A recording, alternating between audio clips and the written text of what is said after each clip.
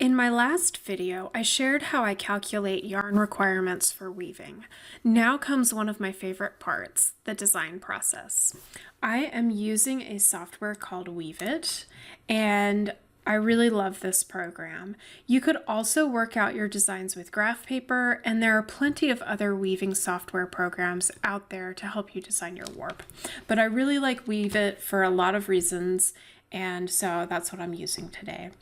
Weavit gives you an intro tutorial, and if you just click through these steps, you'll be sure to find everything that you need. First, I'm going to click on Create a New Pattern, and it's going to give me a list of tasks to go through to create my new pattern. I'm going to click Set the Number of Shafts and Treadles. I'm designing for my 4-shaft Cricut table loom, so I have 4 shafts, and I am going to use a lift plan because I don't actually have treadles on this loom. I'll click OK, and then it's going to tell me to create the threading pattern for the warp yarn. So here I can select the colors that I want to design with. The yarn that I'm working with is blue and white, so that's what I'm going to pick. And then I usually work in mark, so I can just click on whichever box I want and right click and left click control the colors. So I've created this real simplified pattern, and now I want to put it into a repeat, and that's how I'm going to create my design today. Switched to select, that shows a red box, and I'm going to repeat this sequence 10 times. Click OK. I'm going to repeat the middle sequence also 10 times. And then I'm going to repeat the final sequence 39 times. Now remember that in my previous video, I calculated the warp ends that I have, and I have a maximum width on this loom of 13.5 inches, which at 20 ends per inch is about 270 ends. So that's where that 39 came from, and not making that around 40. Okay, going to click OK, and it's populated this pattern up at the top. Now I'm going to create the treadling pattern, even though I'm using a lift plan instead of treadling. Weavit calls it the treadling sequence.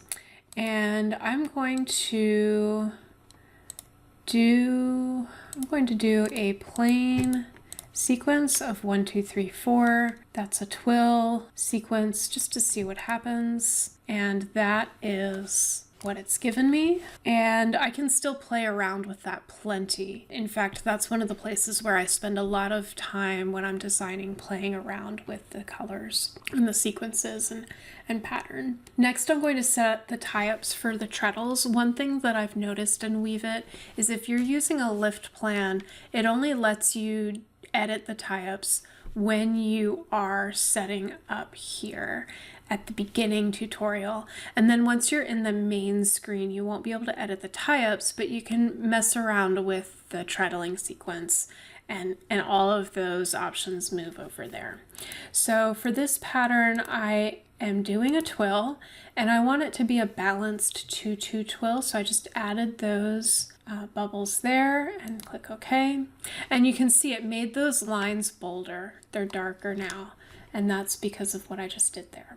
Now you might think that we already selected the yarn colors, but I'm going to click on that again, and this part lets me choose the yarn type. And so on each color that I'm using, I can name it. I'm going to name this one white, and I'm going to give it my thickness, and I can even enter the cost of each cone or skein and the yardage, and I can also assign it to some properties and say who I bought it from. This is going to show up in the project information later on, so I want to enter that because that's going to help me with my record keeping. I'm just going to do the same thing. I'm going to name this one blue and enter that information.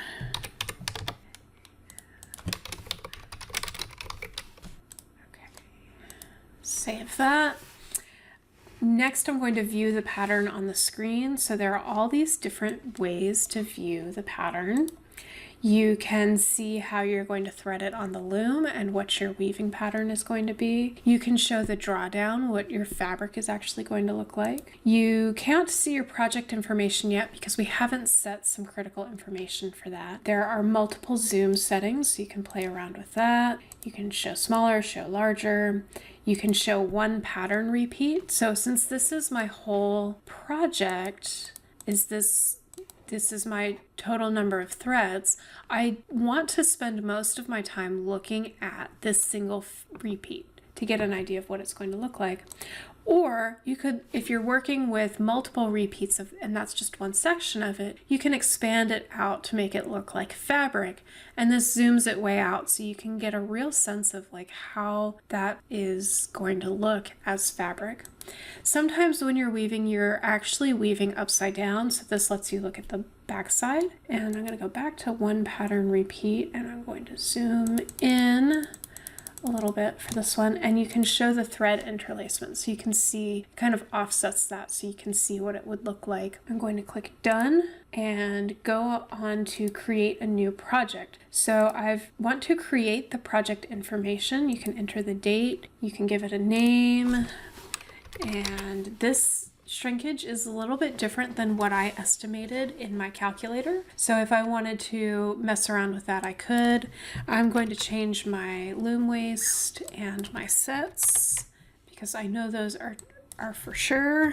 And I'm going to add some floating selvages and maybe make some notes if I want to.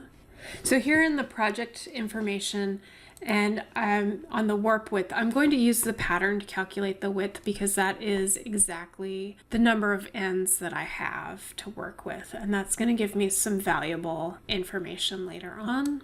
Then I can go into warp length. I'm going to set the warp length to 6 yards because I've already decided that that's what it's going to be. But you can see here it's calculated that the finished length might be 4.5 yards based on the shrinkage and the loom waist. And if you needed to set the details of the woven items, give yourself some extra sampling space, there's a place there to do that. We've already set up the yarn information. So now I'm going to go into view project calculations. And this is really helpful information. It is giving me the heddle counts. So I know exactly how many heddles on each shaft I need to have. It gives me my finished width after my shrinkage, my finished length. It gives me the total number of warp ends, the total number of weft ends. It gives me the total number of yards. So it's calculated a lot of that information that we did in the previous video. It's done just by entering your project information. So that's really helpful. And then when you're ready, you can go ahead and print out your project information. I still want to do a little bit of tinkering, so I'm going to hit cancel and I'm going to click on done. There are a few other features that are beyond the scope of this video, so I'm going to click done. And one thing that I really love to play around with is treadle as drawn in. So this gives me the view of what one repeat of fabric would look like if I did exactly what I did in the warp, if I do that in the weft. And so this creates this interesting graphic design. And the other thing that you can do with it is change the colors. So I could sit here all day and see what would happen if I changed the weft colors just a little bit or a lot. And this is a great place to play around when you're doing your sampling, is to look at those colors and see how they act and interact with your warp. Now, because my yarn that I have is just the two colors, this is what my design is going to be.